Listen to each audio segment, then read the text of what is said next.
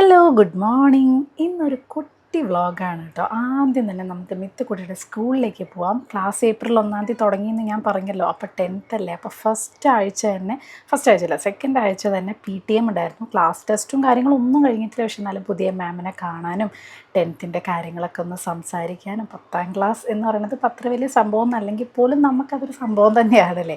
അങ്ങനെ PTM ഒക്കെ കഴിഞ്ഞതേ നമ്മുടെ വീട്ടിൽ എത്തിയിട്ടുണ്ട് കേട്ടോ. അപ്പോൾ ഇവര് പോയിട്ട് രംഷേട്ടനും മിത്തുക്കുട്ടിയും പോയിട്ട് നല്ല എന്താ വാങ്ങി ബണ്ണ ദോശ രണ്ടുപേരും. ഞാൻ പൊടി ബണ്ണ ദോശ, ഒരാൾ പ്ലേറ്റ്. ഇതെന്താ 3 രണ്ടെണ്ണം. അപ്പോൾ എനിക്കില്ല. ഞാൻ പറഞ്ഞു ഓൾറെഡി നമ്മൾ ഒരു പരിപാടി തുടങ്ങിയിട്ടുണ്ടല്ലോ. അപ്പോൾ അതിൻ്റെ ഭാഗമായിട്ട് ഞാൻ പറഞ്ഞു എനിക്ക് വീട്ടിലുള്ളതാക്കിക്കോളാം, കുറച്ച് സാമ്പാർ കിട്ടണമെങ്കിൽ നല്ലതായിരുന്നു. അപ്പോൾ അവർക്കുള്ള ദോശ, എണ്ണ ദോശ, പിന്നെ സാമ്പാർ പിന്നെ ഭയങ്കര ഇഷ്ടമാണ്. പക്ഷേ ബാംഗ്ലൂർ പോയി കഴിച്ചതിന് ശേഷം പിന്നെ മിത്തു ഇവിടെ ആണെങ്കിലും ബണ്ണ ദോശ കഴിക്കില്ല. പക്ഷേ ബാംഗ്ലൂരിലത്തെ ബണ്ണ ദോശയുടെ ഒരു ടേസ്റ്റ് ഇവിടെ ഇല്ല കേട്ടോ. അവിടുത്തെ അടിപൊളിയാണ്. ആഹാ, ഒരു ലോറി ചമ്മന്തി ഉണ്ടല്ലോ, ഉള്ളി ചമ്മന്തി, സാമ്പാർ, ചട്നി. കാരണം ഓൾറെഡി നമ്മൾ PTM ഒക്കെ കഴിഞ്ഞ് വന്നപ്പോഴേക്ക് ലേറ്റായി. ഇന്ന് നമുക്ക് കുറച്ച് ഷൂട്ടിംഗ് ഉണ്ട്. രംഷേട്ടനെ കിട്ടുന്ന സമയത്താണ് എനിക്ക് സാരിയുടെയൊക്കെ ഷൂട്ടിംഗ് എടുക്കാൻ പറ്റും. അപ്പോൾ ഇന്നൊരു ലോഡ് സാരീസും കാര്യങ്ങളൊക്കെ ആയിട്ട് വന്നിട്ടുണ്ട്. അപ്പോൾ അതിൻ്റെ ഷൂട്ടിങ്ങും കാര്യങ്ങളും ഉണ്ട്. അപ്പോൾ അങ്ങനെ അത് കഴിഞ്ഞിട്ട് പിന്നെ നമുക്കല്ലേ ചെറിയൊരു പരിപാടിയുണ്ട്, ഉച്ചയ്ക്ക് ശേഷം ഷോപ്പിംഗ് പരിപാടികൾ. ഇത് ഫുൾ ബിസി ആട്ടോ. നാളെ ഫുൾ ബിസിയാണ്, ഈ വീക്കെൻഡ് ഫുൾ ബിസിയാണ്. എന്തൊക്കെയാണ് നാളത്തെ പരിപാടികൾ എന്നൊക്കെ ഞാൻ വഴിയെ നമ്മൾ വേറൊരു വ്ളോഗിൽ ഇടുന്നതായിരിക്കും. അതിൻ്റെ പ്രിപ്പറേഷനും കാര്യങ്ങളും ഒക്കെയാണ്.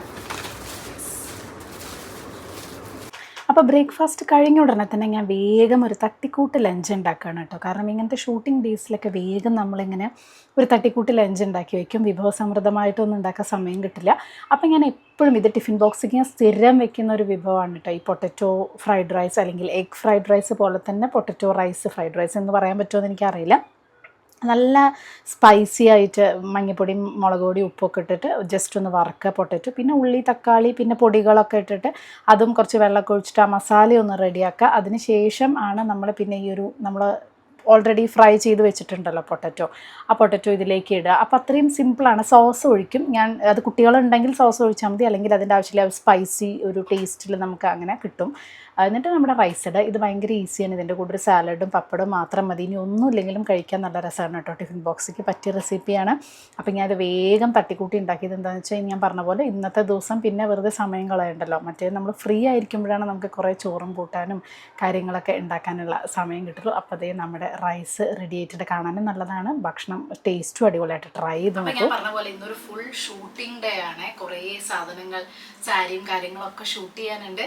അപ്പോൾ രംഷേട്ടനുള്ള സമയത്താണ് നമുക്ക് ഈ സാരിയുടെ പരിപാടികളൊക്കെ നമുക്ക് ഷൂട്ടിംഗ് നടക്കുള്ളൂ. അല്ലാന്നുണ്ടെങ്കിൽ നോർമൽ ചുരിദാറൊക്കെ ആണെങ്കിൽ ഞാൻ ഇവിടെ അങ്ങനെ വെച്ചിട്ടെടുക്കും. സാരി ആകുമ്പോൾ കുറച്ചും കൂടെ ഭംഗിയിൽ പുറത്തൊക്കെ വെച്ച് ഷൂട്ട് ചെയ്യണമെന്നുണ്ടെങ്കിൽ ഞാൻ അധികം വീക്കെൻഡ്സ് ആണ്, അങ്ങനെ സാറ്റർഡേയ്സ് അങ്ങനെയാണ് കേട്ടോ എടുക്കാറ്.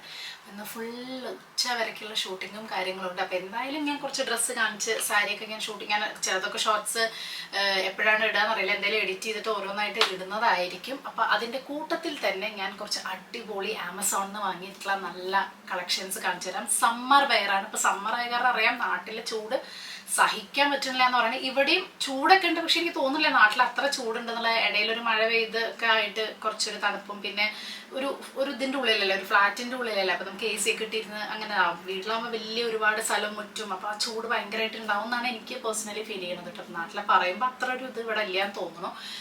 പുറത്തിറങ്ങുമ്പോൾ നല്ല വെയിലുണ്ട്, അത് വേറെ കാര്യം. എന്നാലും നമുക്കിങ്ങനെ ഇരിക്കാമല്ലോ.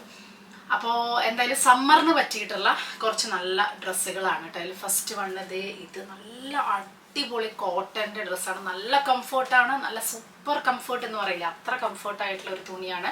പോക്കറ്റും കാര്യങ്ങളൊക്കെ ഉണ്ട്. നല്ല കളർ സമ്മറിന് എന്ന് പറയുമ്പോൾ നമുക്ക് ആ ഒരു ലാവൻഡർ കളർ, അങ്ങനെ ഒരു കുറച്ച് കളർഫുൾ ആവണം, ഫ്ലോറൽ തീം ആവണം, കോട്ടൺ ആവണം. ഇതാണല്ലോ സമ്മറിൻ്റെ ഒരു ഇത്. അപ്പോൾ അതിന് പറ്റിയിട്ടുള്ളതാണ്. നമുക്ക് ഓഫീസ് വെയർ ആയിട്ടും ഒക്കെ ഇടാൻ പറ്റും. അടുത്തത് വന്നാൽ നല്ല ബ്യൂട്ടിഫുൾ ആയിട്ടുള്ള ഒരു കുർത്ത സെറ്റാണ്. ഇതിന് പാൻറ്റിൽ പോക്കറ്റൊക്കെ ഉണ്ട്, പ്ലസ് ഇതിൻ്റെ വർക്ക് നല്ല ഭംഗിയാണ്. നല്ല ബ്യൂട്ടിഫുൾ ആയിട്ടുള്ള ഒരു കളറും നല്ലൊരു ഫ്ലോറൽ വർക്കും എംബ്രോയിഡറി വർക്കാണ് വരുന്നത്. നല്ല ക്ലാസി ലുക്കാണ്. ഓഫീസിലേക്കൊക്കെ നമുക്ക് ഇടാൻ പറ്റിയിട്ടുള്ള നല്ല സൂപ്പർ സംഭവമാണ് കേട്ടോ. എനിക്ക് ഭയങ്കര ഇഷ്ടപ്പെട്ടു. തുണിയാണെങ്കിലും അത് നല്ല കംഫർട്ടാണ്, നല്ല ചൂടൊന്നും എടുക്കാത്ത ടൈപ്പ് തുണിയാണ്. അടുത്തത് നല്ല അടിപൊളിയായിട്ടുള്ള ഈ പറഞ്ഞ പോലെ ഒരു കോട്ടൺ തന്നെയാണ് ചുരിദാർ. നല്ല ബ്യൂട്ടിഫുൾ ആയിട്ടുള്ള ഒരു കുർത്ത സെറ്റ്. ഇപ്പം എല്ലാത്തിനും പാൻറ്റും കാര്യങ്ങളൊക്കെ വരുന്ന കാരണം കുഴപ്പമില്ല. അതായത് പാൻറ്റിലധികം പാൻറ്റിൽ പോക്കറ്റ് വരുന്ന കാരണം നമുക്ക് അത്യാവശ്യം മൊബൈലും ചാവിയും ഇതും പേഴ്സൊക്കെ നമുക്ക് ഇടാൻ പറ്റും. അപ്പം അതുകൊണ്ട് ഇപ്പം അധികം അങ്ങനത്തെ പാൻറ്റിൽ പോക്കറ്റ് ഉള്ളതാണ് നമ്മൾ നോക്കാറ്. അതേപോലെ തന്നെ കോട്ടൺ ആയിട്ടുള്ള ഈ സമ്മറിൽ അധികം ഞാൻ അങ്ങനത്തെ സെലക്ട് ചെയ്തിട്ടുള്ള. എന്നാൽ ഇതൊക്കെ വളരെ സിമ്പിൾ അല്ല. നമുക്ക് ഓഫീസിലേക്കാണെങ്കിലും അത്യാവശ്യം ഒരു ചെറിയ ഫംഗ്ഷൻ ബർത്ത്ഡേ ഒക്കെ ആണെങ്കിലും നമുക്ക് കംഫർട്ടായിട്ട് നമുക്ക് ചൂടെടുക്കാതെ അങ്ങനത്തെ ഡ്രസ്സ് വേണമെന്നുണ്ടെങ്കിൽ പറ്റിയിട്ടുള്ളതാണ് കേട്ടോ. നെക്സ്റ്റ് വണ്ണും അതേപോലെ തന്നെയാണ്. ഒരു കോട്ടൺ ടൈപ്പ് ഡ്രസ്സാണ് വരുന്നത്. ഒരു കുർത്ത സെറ്റ്. എല്ലാവരും ഒരു സെറ്റാണ് വരുന്നത്. നല്ല ബ്യൂട്ടിഫുൾ ആയിട്ടുള്ള ഒരു കുർത്ത സെറ്റാണ്. പാൻറ്റിൽ ഈ പറഞ്ഞ പോലെ പോക്കറ്റും കാര്യങ്ങളൊക്കെ ഉണ്ട്. നല്ല കളറാണ്. നല്ല സമ്മറിന് പറ്റിയിട്ടുള്ളതാണ്. നല്ല ഭംഗിയാട്ടോ കാണാനാണെങ്കിലും നല്ല രസമുണ്ട്. അതിൻ്റെ ദുപ്പട്ട വരികയാണെന്നുണ്ടെങ്കിലും ഒക്കെ നല്ല ഭംഗിയുണ്ട്. ലാസ്റ്റ് വൺ കുറച്ചൊരു പാർട്ടി വെയർ ആയിട്ട് നമുക്ക് ഇടാൻ പറ്റുന്നതാണ് കേട്ടോ. നല്ല ഭംഗിയുണ്ട്. ഇതൊരു ഫുൾ പ്യുവർ കോട്ടൺ അല്ല, എന്നാലും ഒരു പാർട്ടി വെയർ. ഇതിൻ്റെ കളർ തന്നെ നല്ല ഭംഗിയില്ല. ഒരു സമ്മർ വെയറിന് പറ്റിയതാണ്. അത്യാവശ്യം ഒരു ചെറിയൊരു ഫംഗ്ഷനൊക്കെ ഇടാൻ പറ്റിയതാണ്. ഫുൾ ഫ്ലോറൽ പ്രിന്റും കാര്യങ്ങളൊക്കെ ആയിട്ട് നിറയെ ടേസിൽസ് വരുന്നുണ്ട്. ഫുള്ളായിട്ട് കണ്ടോ ടേസിൽസ് വരുന്നുണ്ട്. താഴെയാണെങ്കിൽ നല്ലൊരു എംബ്രോയിഡറി വർക്കും കാര്യങ്ങളും ഒക്കെ വരുന്നുണ്ട്. ഒരു ഫ്ലോറൽ തീമിൽ വരുന്നതാണ്. ഇതിൻ്റെ പാൻറ്റ് വന്നിട്ട് പ്ലെയിൻ ആണ്. പക്ഷെ കാലിൻ്റെ അവിടെ ഉണ്ടോ, കാലിൽ ഇങ്ങനെ ചെറിയ മുപ്പും വർക്കും കാര്യങ്ങളൊക്കെ ഉണ്ട്. അപ്പോൾ കുറച്ചും കൂടെ ഞാൻ പറയില്ല, ഒരു പാർട്ടി വെയർ ആയിട്ട് നമുക്ക് വേണമെങ്കിൽ ഉപയോഗിക്കാൻ പറ്റും. പക്ഷെ എന്നാലും ഒരു ഭയങ്കര പൊടിപ്പും തൊങ്ങലും എന്നുള്ളതല്ല, ഭയങ്കര പേസ്റ്റൽ ഷെയ്ഡിൽ വരുന്നതാണ്. നല്ല ഭംഗിയുണ്ട്. ഈ കാലിൻ്റെ അവിടെ നല്ല ഭംഗിയുണ്ട് കേട്ടോ. ദുപ്പട്ടയിലും ടേസിൽസും കാര്യങ്ങളൊക്കെ വരുന്നുണ്ട്. നല്ല ദുപ്പട്ടയാണ്. അത്യാവശ്യം ഒരു ഹെവി വർക്ക് വരുന്നതാണ്. അപ്പോൾ ഇത്രയാണ് ഞാൻ എന്തായാലും ആമസോണിൽ നിന്ന് വാങ്ങിയിട്ടുള്ളത്. എല്ലാത്തിൻ്റെയും ലിങ്കും കാര്യങ്ങളൊക്കെ കൊടുക്കാം.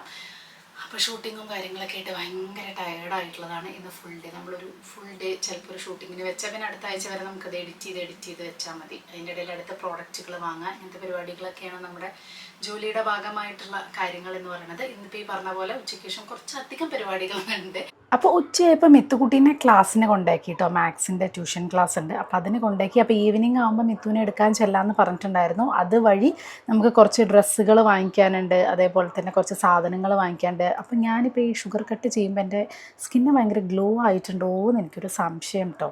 എനിക്കിങ്ങനെ തോന്നാം. ഞാനിങ്ങനെ സെൽഫി എടുക്കുമ്പോൾ നിങ്ങൾ ഒന്ന് പറയൂ. ഷുഗർ ഇപ്പോൾ ഒരു 10 days ഒക്കെ ആയിട്ട് കട്ട് ചെയ്തപ്പോൾ സ്കിന്നിനൊരു ഗ്ലോ എനിക്ക് ഫീൽ ചെയ്യുന്നുണ്ട് പേഴ്സണലി. തടി കുറയില്ല എന്നുള്ളതല്ല.